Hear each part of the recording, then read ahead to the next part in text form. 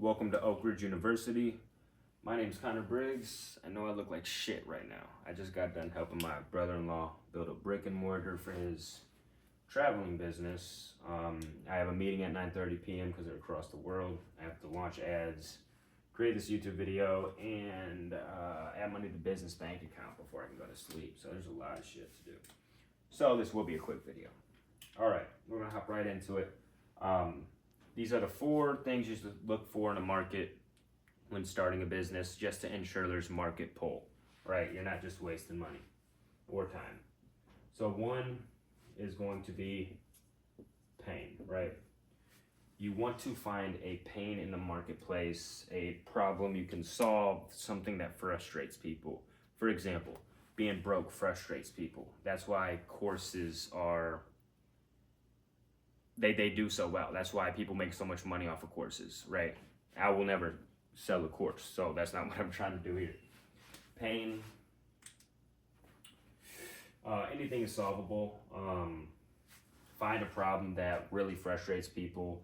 For example, Amazon did this with, we'll do AMZ for Amazon. Amazon did this with Amazon. Well, Jeff Bezos did this with Amazon.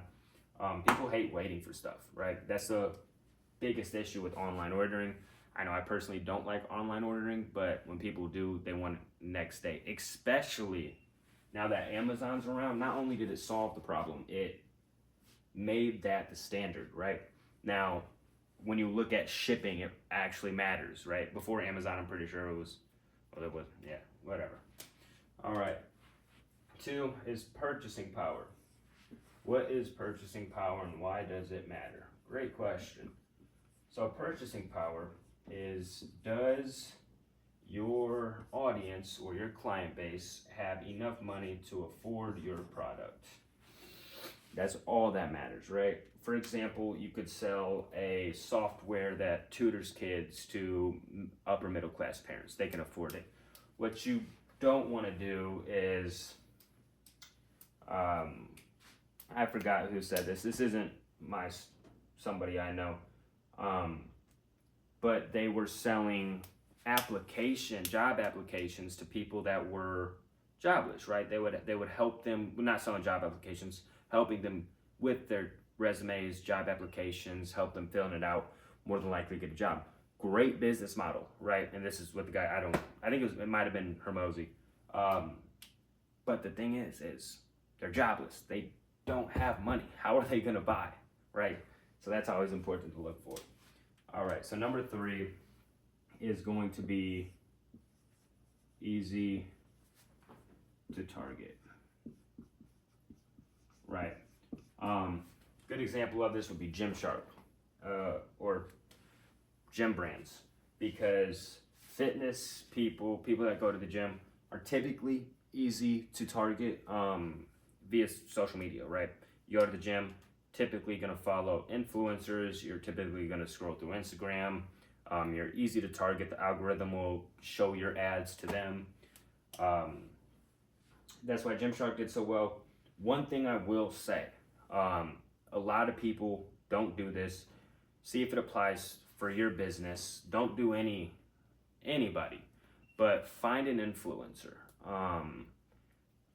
You don't have to go with 1 million followers. It could be somewhere in the range of 40 to 80,000, but it's cheap. Like, trust me, it can be pretty cheap, but pay them and make sure they're in your niche, right? If you're selling something to real estate agents, don't go look for somebody that has a nursing influencer page, right? You want to find somebody where your avatar follows them. Have them make 10 hooks in 2 videos, and you would have so many ads, and people trust them, right? When they swipe past, they're gonna stop if they see the person they follow or the influencer they know. And when the influencer is talking about your product or your service, it builds a lot more trust with the customer. And 4, this is pretty simple, is a growing market. Now, let's say this is where it's iffy. The reason why it's so important to be in a growing market is it basically makes everything easier to do, right? If you're in a declining market or a stable market, you're gonna have to do declining market. You'll have to do double what you would do in a growing market just to be where a growing market would be at for doing 1x what you're doing for a declining market. Stable market, it can really vary. It can go both ways. It really depends on what you're doing. So just check that out. And if you haven't started your business yet, there's something called an MVP. It's minimal viable product, right? For example, what I did when I built my SaaS, instead of dumping money into software, instead of dumping money into hiring people, instead of taking a loan out to buy a brick and mortar to start your business, build a minimal viable product, an MVP, right?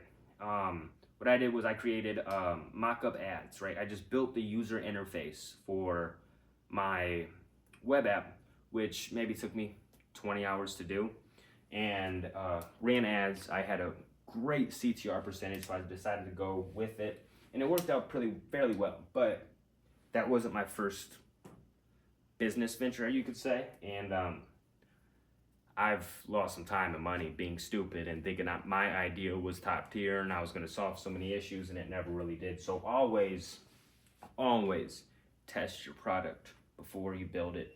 Research and development, save yourself some money. And also, when it comes to easy to target, when you are targeting that influencer,